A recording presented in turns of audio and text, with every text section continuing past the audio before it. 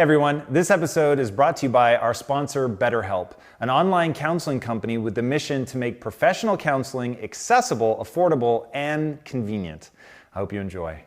Hey everybody, welcome to another episode of Impact Theory. You are here with me today. I'm going to be answering your questions, and we're going to be talking all about procrastination. Actually doing something with all of your potential, turning it into real skills, and then deploying that into the real world. That is my obsession, and that is what we're going to be focused on today. So without further ado, here we go. The first question is up. Hi, Tom. My name is Paul. I'm a bodyguard. I work in the security business. And I actually encountered you for the first time because I worked an event 2 years ago in Universal City in which you spoke. So that was a good day at work. My dream is the film and television businesses. So in my spare time, I've been writing screenplays and a graphic novel manuscript. The trouble that I have is my work schedule can vary radically week to week. So sometimes I'm doing overnight, sometimes I'm working early mornings, and it's never quite the same.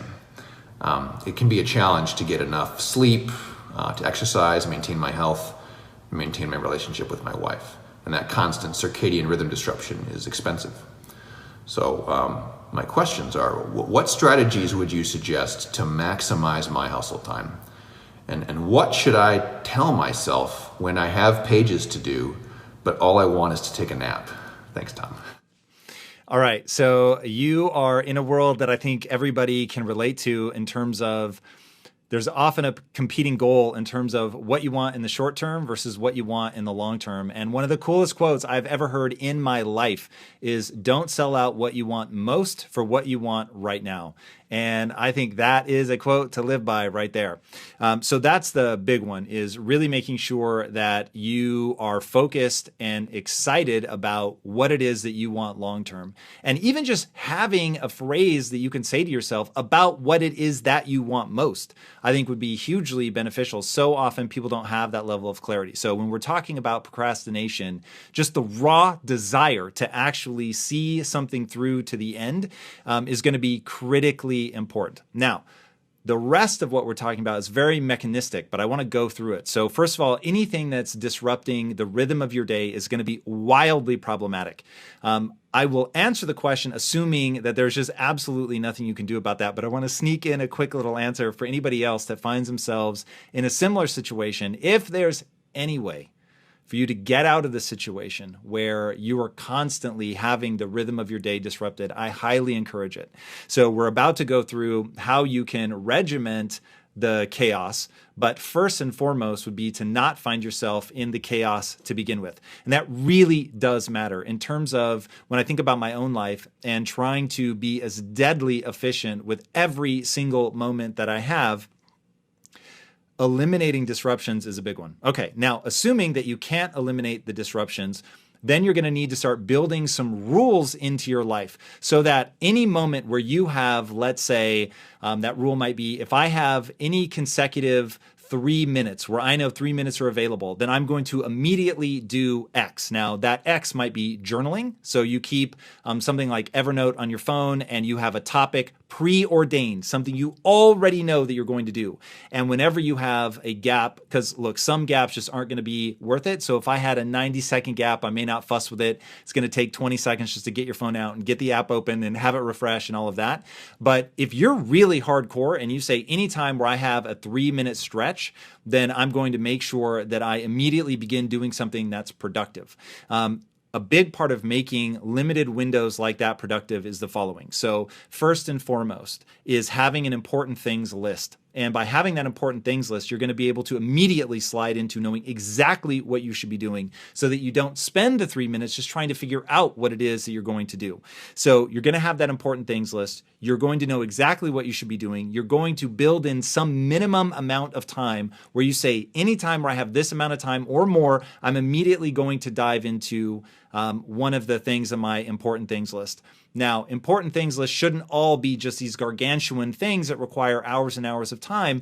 You want to make sure that you have things that you can do that are long. You want to make sure that you have some things that are medium, and you want to make sure that you have some things that are short. And when you have that, now you can begin slotting into those. Some of what you may be doing in the short may be researching something, learning more about, so you're talking a lot about film and TV. So I can just tell you right now that I have a YouTube playlist, which I also curate ahead of time. So anytime I've got a brief window, it's what I call transitional moments, where I immediately pick up my phone, take it out, go into, let's say, screenwriting. Boom, I've already got 20 videos that are just going to autoplay, so I don't even have to select the next one, curate it on that playlist. Boom, I start it going, and now I'm researching. Another thing that I can do in very limited windows of time is I have specific stories that I'm going to be journaling on. And I might journal for a minute. I might journal for an hour, depending on how much time I have. But every second that I spend working on that, I'm able to eke a little bit more productivity out of it. So that's huge. You're going to need to make sure that you get sleep. That's going to be really critical. And then you need to prioritize things in your life. You mentioned your wife. So for me, my wife is number one. Now, not in terms of time allocation, but in terms of importance. So when I know that there's any friction there, I'm going to deal with that first. When there's, I need to capture joy or something to really reaffirm the relationship and make sure that it is this beacon of joy and hope in my life, I'm going to do that. So putting your values in life in ranked order is going to be critically important to you. All right. In a nutshell, that's the strategy that I would use. I hope that helps. Report back. I think that you will find that having those things preordained so that you can, at a moment's notice, slip into productivity is really going to serve you. All right, next. Hi, Tom. Thank you for the opportunity to ask a question. My name is Masha. And my question has to do with the beginning of work week. It's Mondays and sometimes Tuesday for me, where I seem to lose a lot of momentum over the weekend. The fact is I do have 3 small children and I spend a lot of time with them on the weekend. So comes Monday, I sometimes struggle with getting back in the groove. And of course, if we lose Mondays, that's 20% of the whole work week. So it seems a bit excessive to lose 20% of productivity just based on the fact that weekends might interfere with our workflow. So would you have any recommendations as to how to combat that? So any tips would be wonderful. Thank you. Bye-bye. All right. So I love that you've already got your finger on the fact that if you're letting a Monday slip away, or what most people do, which is let a Friday and a Monday slip away. So Friday, they're sliding into party mode, and then Monday, sort of recovery mode. Now you're losing 2/5 of the entire week. So the fact that you're already aware of what's at stake here is really exciting and certainly encouraging. The big thing, and this is why I always tell people, there need to be 2 things true about the goals you're trying to accomplish. 1, they need to be honorable, and 2, they need to be exciting. So we'll set honorable aside for a second and just focus on being just absolutely committed out of enthusiasm to accomplishing your goal. And this has been one of the things that's propelled me the most in my career, is that I legitimately am excited about the thing that I'm trying to build. And because I value myself for the sincere pursuit of this thing that is both exciting to me and honorable, in that it's, going to lift people up if I actually accomplish it, and I'm holding myself accountable to actual results, but the game, which is the right way to think about it, the game of trying to turn my potential into usable skills that can do something tangible in the world to make that goal that's exciting and honorable come true, because all of that game is predicated on making sure that I love the time in the field, that I'm leaving everything out on the field, and I value myself for that. I don't value myself for accomplishing it, but I value myself for actually trying to pursue it. So now you can imagine I'm saying this stuff to myself all the time. So the weekends are fun, and I do wife-oriented things, and I'm doing, like in your case, I would be doing the things that are oriented around my kids, and I would love it, and I would have work shut off in my mind, and I wouldn't be trying to work double duty. On the weekends, I would be with my kids. And then during the week, I'm going to be focused on that goal that I want to be focused on. Now, here is the catch. If your value system is such that family time is far more important and exciting to you than work time, you may want to reevaluate your goals, because it may be that you're trying to convince yourself to pursue something Monday through Friday that actually doesn't resonate with you. Now, if that's true, you've got a couple different options. You can either find a way to make the stuff that you want to do with your family, for your family, that skill set. You can find a way to make that a big part of your Monday through Friday so that it feels like more of a continuation of the week. It may not be playtime, and I get it. Everybody has to eat and pay your bills. And so you're going to have to find something to monetize.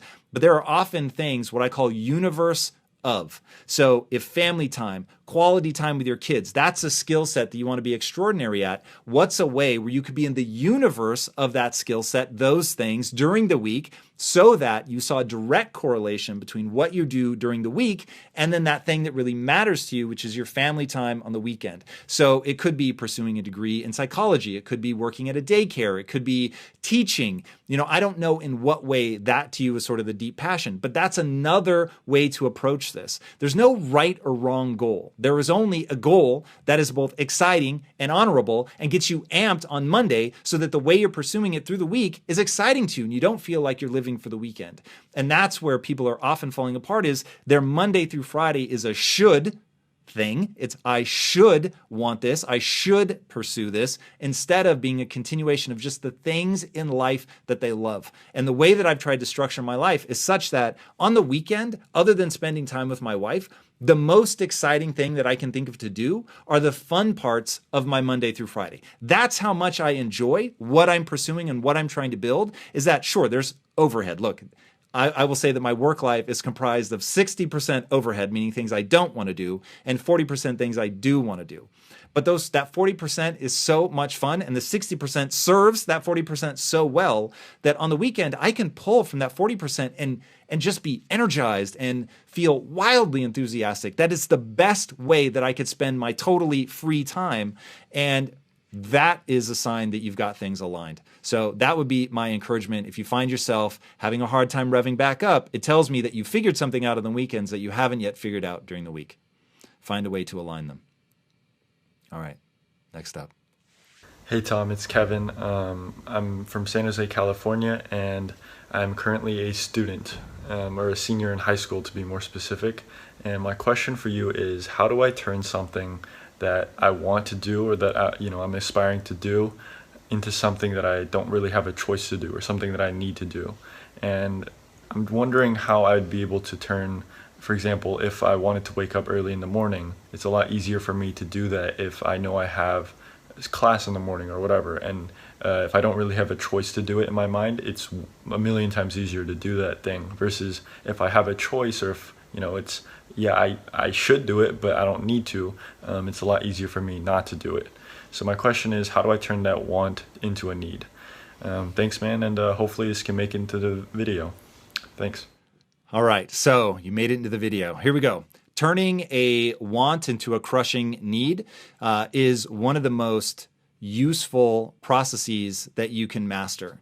And when you understand that we don't get what we want, but we get what we need, then you begin to understand, okay, this is something I want to learn how to line up. So I want to take this thing that I want and isn't a need, it really is just a want, and I want to figure out the process of how I increase its level of importance in my mind.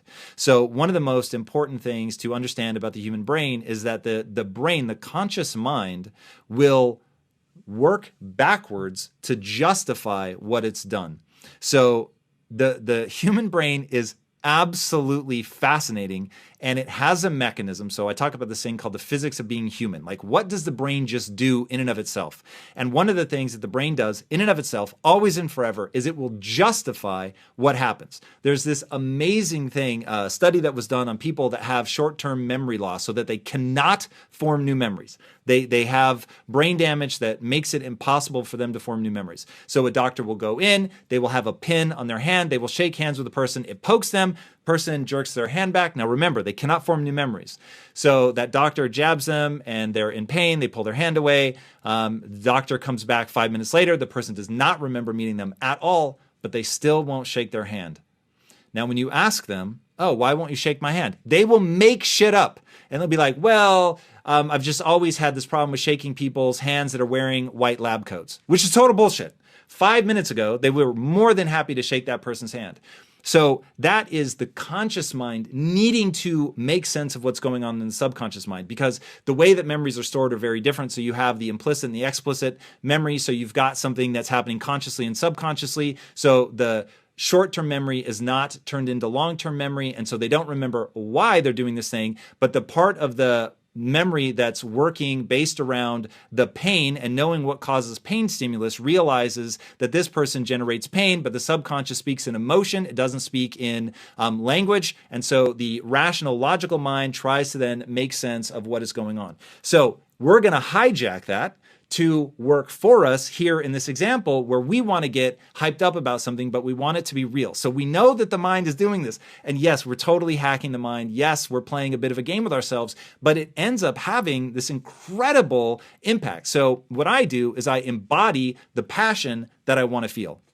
So like I'm doing now, you can imagine if you're sitting in a room with me, I would probably be speaking much more subdued.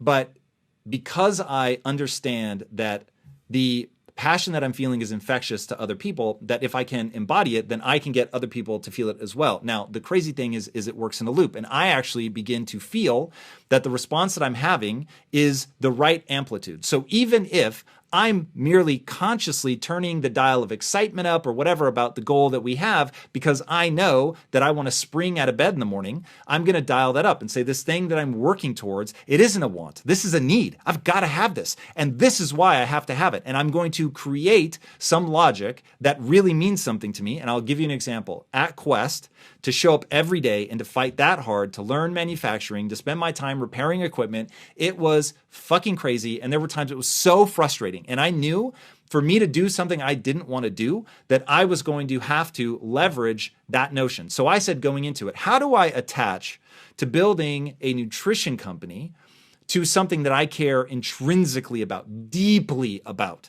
And that thing became my mom and my sister. And so I said, okay, this is really powerful because I can show up every day and fight for my mom and my sister. So how do I associate my mom and my sister to a nutrition company? And the answer was very simple. My mom and my sister were morbidly obese, and I wanted to help make food that they could choose based on taste, and it happened to be good for them. And if I could do that, that they would be in my life longer. They would live longer, healthier lives. They would feel better. So when a piece of equipment broke down, or I was dealing with something incredibly frustrating, or I was working insane hours, it was just, hey, I'm doing this for my mom and my sister. And I would embody that, and I would tell people that, and I would feel it, and I would get amped up the way that I'm doing right now. I would literally say things like this, like a crazed man, and it began to infuse so that over time, 6 months, 12 months, it was like I really felt like this was a crusade for my mom and my sister.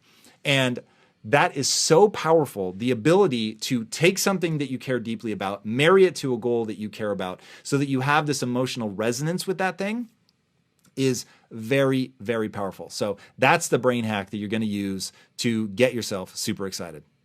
All right, there it is. Next up. My name is Nils McQuarrie, and I live in San Miguel de Allende, Mexico. And I'm a camera coach. I help people not just feel confident on camera, but to be interesting and engaging when they're working with their audience. The trouble is, a lot of us are working social media, and we literally get sucked into the exact type of content that we create. So you could be uploading a video, and you're about to upload it, and then you see something interesting, and lose a half an hour, and then think, what was I doing? Oh yeah, I was going to upload a video. So, what's your recommendation to someone who has to work around social media to make sure they stay on the content creation side and don't get sucked into the consumer side? Would love your thoughts on that.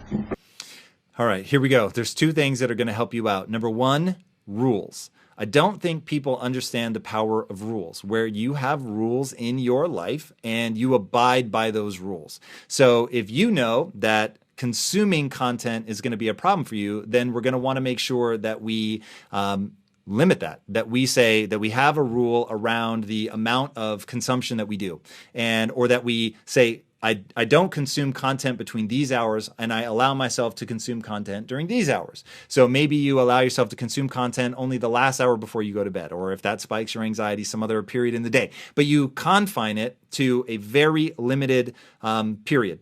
And that is extremely beneficial. Have the rule, stick to the rule. The other part is to audit your time. Now, this is where we get into reward and punishment. So you have to be able to reward yourself when you stick to your rules, when you make good use of your time, and you need to be able to punish yourself emotionally. Let's not get out of control here. And I will bring all the baggage of all. I've talked so much about this. 20% of your time is punishment. 80% is rewarding yourself, is being good to yourself, focusing on the good, the beautiful, the light energy. Never let yourself spend more than 20% of your time in the dark energy, but it is very powerful. And people that fail to leverage the dark side of the force will never achieve what somebody who can leverage both things can achieve. But you have to be very, very careful. It's a corrosive energy. It will make you feel like shit if you overplay that hand. So you have to be very, very careful. Now, having said that, you're going to have to get good at this so that when you're abiding by your rules and you do the audit and you realize, whoa, I've really killed it. I've made good use of this time. I've actually made progress, right? So we don't want to just reward ourselves for our intention. We want to reward ourselves for whether or not we actually made progress. And if we're making progress, then we're going to feel really good about that. And if we're not making progress, but we really did give it our all, we're going to feel good about that as well, because ultimately we value ourselves for the sincere pursuit. But you look at that and you say, did I sincerely pursue this? Yes. Did I get the actual desired outcome? Let's say no. Cool. Then I'm going to formulate a new hypothesis and I'm going to try something new. If we realize in the audit, we actually didn't make good use of that time, we're not going to hide from that. We're going to own it.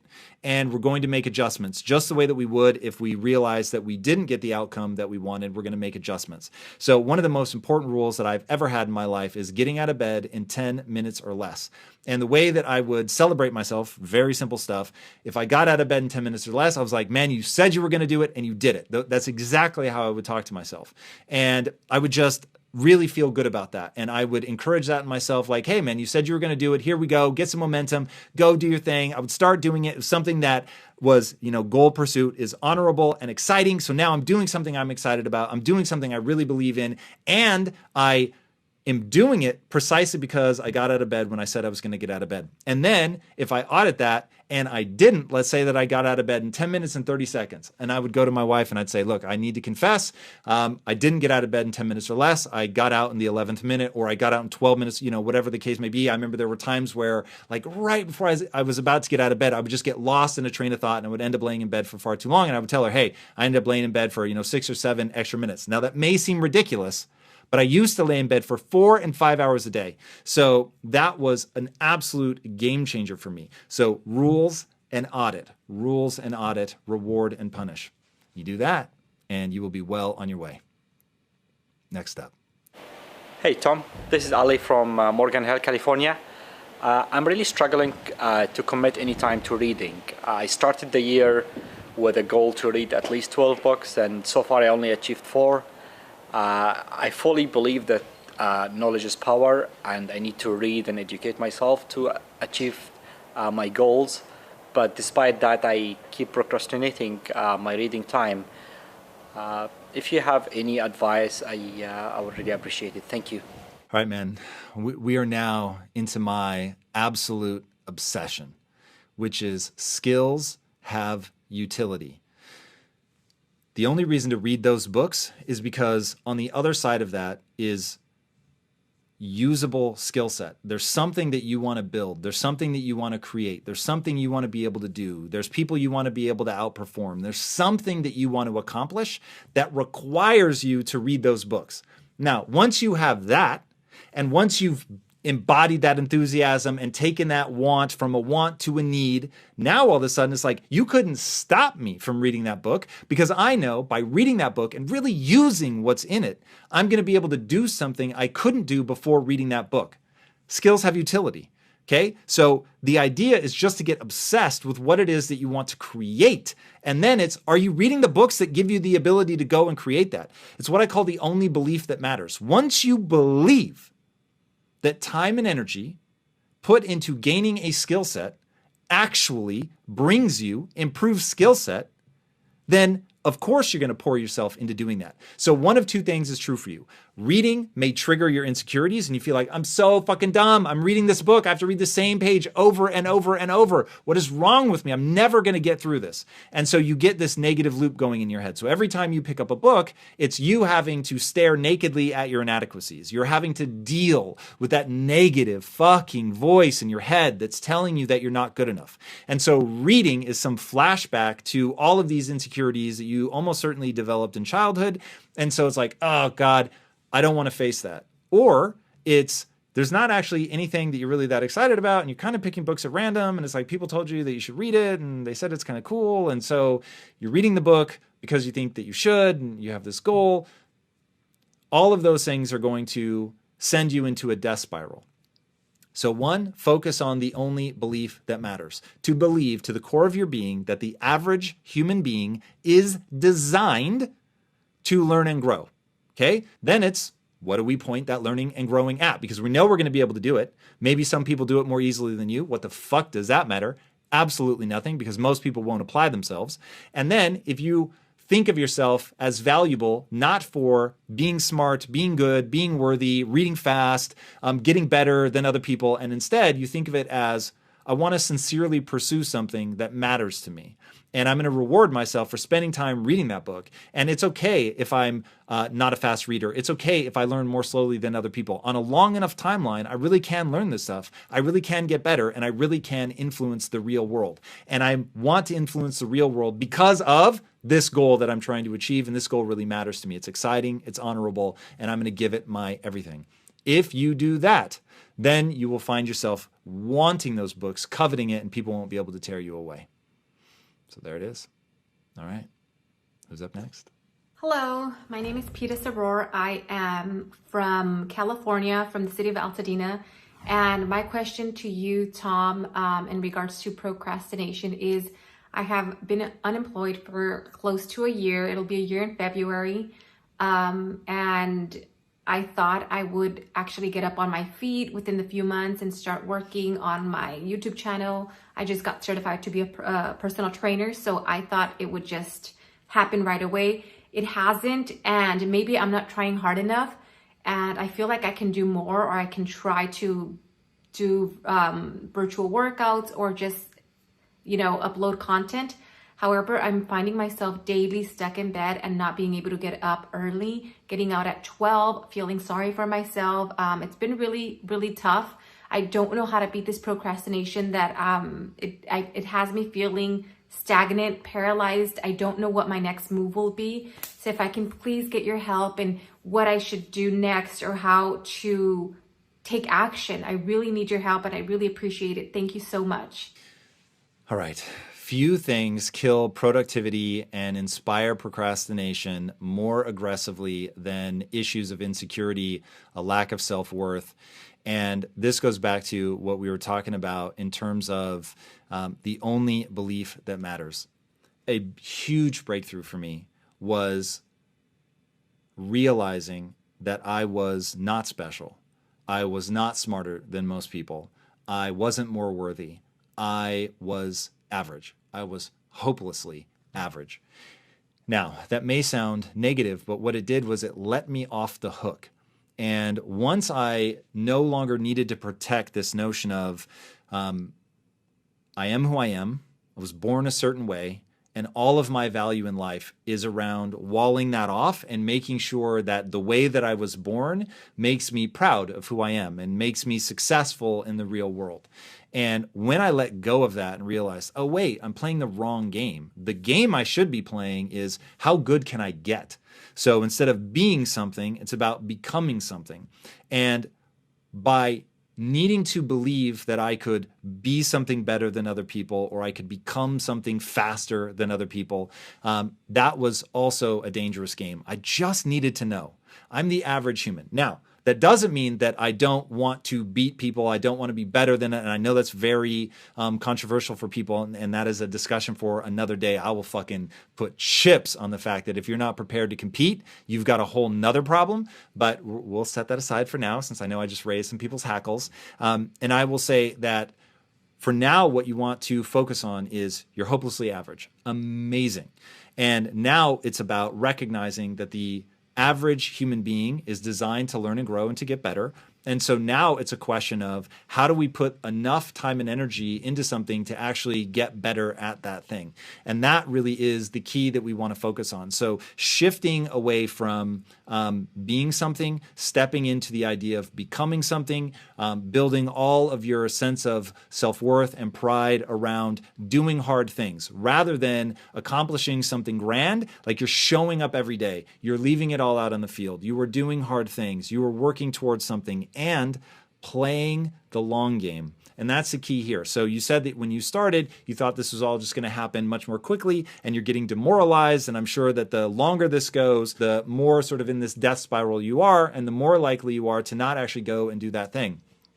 And you want to recognize that this is a game of putting out maximum effort for an obscene amount of time before things click over. It's crazy how long and hard you have to go with something. And then here is the really fucking hard thing. You have to be getting better. Like you have to actually be improving. And so that just brings us back to that investment in changing our potential into skill set, because skill set has utility. And we want to just be in that loop all the time, one foot in front of the other. Rules about getting out of bed in the morning, rules about going after something, rewarding ourselves for the sincere pursuit of that thing, valuing ourselves for becoming something instead of being something, and then always focused on the long term and understanding that just you've got to put that energy in over and over, constantly trying to get new skills, not checking off a list that you read that book or that you created that video, but saying, what skill am I trying to get better at? What am I trying to learn? What do I need to do in order to create this thing that I want to create? And then the juice, the game, the obsession has got to be the pursuit of that thing.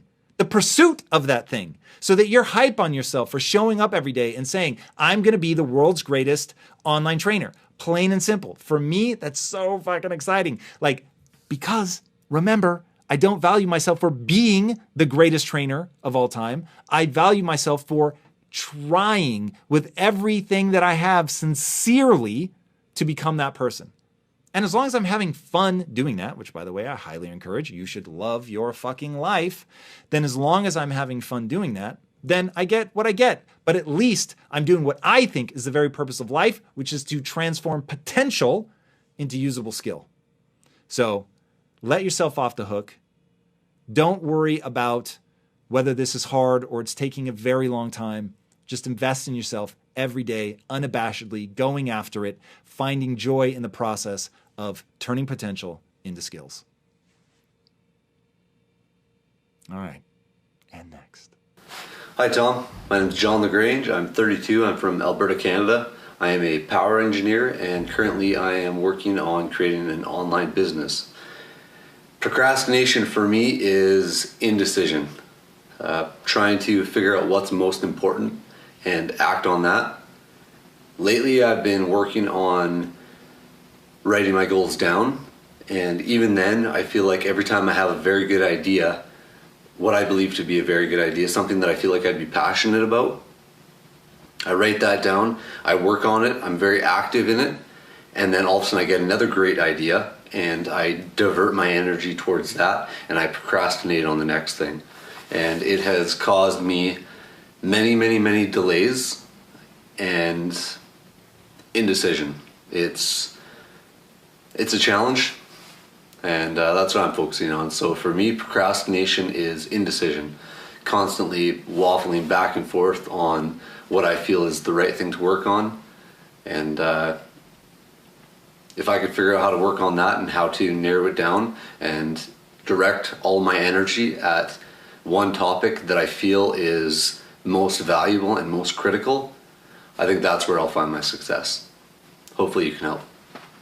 Oh, I can help. Now the question becomes, will you find the passion and the enthusiasm for the process that I'm about to lay out for you? Because it is one of iteration. It's brutal. The only thing that I think people should fear is standing still. So I've often said that running 1,000 miles an hour in the wrong direction is better than standing still. And then people say, Tom, that's bullshit. Now you're, so far down the road and you've got to redo all that shit and start moving in the other direction. And that's where I suppose the analogy lets me down, because the reality is when you're running in the wrong direction, you're not moving away from getting something right. The only time that happens is when you refuse to analyze the data. Now, if somebody is closing their mind because the farther they go in the wrong direction, they're investing in that position, they're telling people that they're right and they're doubling down. Yes, that moronic behavior is creating a bigger and bigger problem for you. But if when you're running in the wrong direction, you're like, hey, I am prepared. The second I have information that tells me that this is the wrong direction, I will learn from that and I will immediately start going in the right direction. Now, the good news is you actually don't have to retread all that ground that you went on. What you're doing is now you're armed with a new piece of information that's going to let you, as Henry Ford says, begin again more intelligently. So the full Henry Ford quote is, failure is merely the opportunity to begin again more intelligently. So what I want people to understand is failure, mistakes, all of that is the most information-rich data stream you will ever encounter. Okay? Let me say that again. Failure is the most information-rich data stream you will ever encounter. You go and you do something wrong, and you realize why it was wrong. Now, once you understand, oh my God, now I know why that was never going to work in the beginning.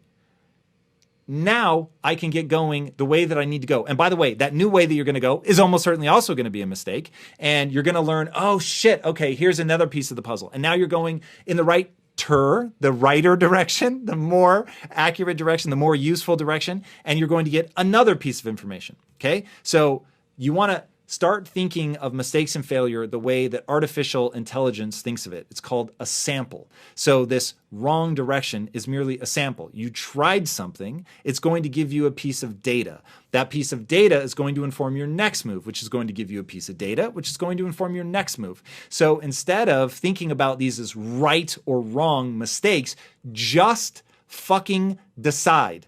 Okay, let me say it again. Just decide. The only thing that's stopping you is you're worried that it's wrong, or you're worried there's a better way. Let me make it easy for you. It is wrong. There is a better way, but you're never going to know until you start moving. I remember Marie Forleo came on my show one time. She said, you can't think your way to understanding something. You just have to act. And I was like, that's fucking brilliant. It is so true. And her example was a dance class. She said she learned more in 60 seconds of actually dancing at a dance class about whether or not she wanted to be a dancer than she had in years of thinking about it. The same is true in business. You're going to learn infinitely more about whether something works by just fucking trying it than you are by thinking about it. And then from there, there's something called ICE, where you're going to it's basically weighing the impact of something versus how hard it is to implement. And so you find that sweet spot of what's the thing that takes the least amount of energy for the biggest amount of impact. And that's how you prioritize. And so you can also just put things in order of that and just blindly follow ICE and say, that I learned this from that. I learned that from this. Ooh, this one was a total bust, but I got this piece of information. And then you will get better and better and better at ICE as you go. But everybody wants their shit to be amazing from the jump. It's not. It's all going to suck. Most of your ideas are going to be moronic. Most of your execution is going to be what a buffoon could do. But from all of that, you start to actually get good. And that's the key. Mistakes are the most information-rich data stream you will encounter. So go make some. All right. Who's up? Greetings, Tom, and everyone at Impact Theory. I am Paula G., radio and television host, voice talent, and author. Okay, so procrastination. I could have 5 things that I intend on getting done throughout a particular day, and I'll get maybe number 1, maybe number 2 done. And then the phone rings, and I'll justify in my head why I feel I have to answer that phone call, because 9 times out of 10, the phone call is relevant to what it is that I do. It could be a producer or a guest or something of that nature. So it's relative to what I have to do, but it's not like there's a deadline, like I've got to answer this call because it's in reference to a deadline. It's just in reference to what I do. Next thing I know, half the day is gone and I haven't completed what it is that I need to complete. So what are your suggestions for helping me to stay focused when that phone rings, to, I don't know, ignore it? Help me out, Tom. I appreciate you. All right, boys and girls, here is a PSA from your dear friend Tom. Turn off all notifications. Turn them off, all of them. In my world, unless your ass is dying, In fact, even if you're dying, you can't get a hold of me. I am literally unreachable. So the only way to reach me, I wish you guys could see the person that's helping me produce this episode right now, who is nodding because she knows how hard it is to get a hold of me.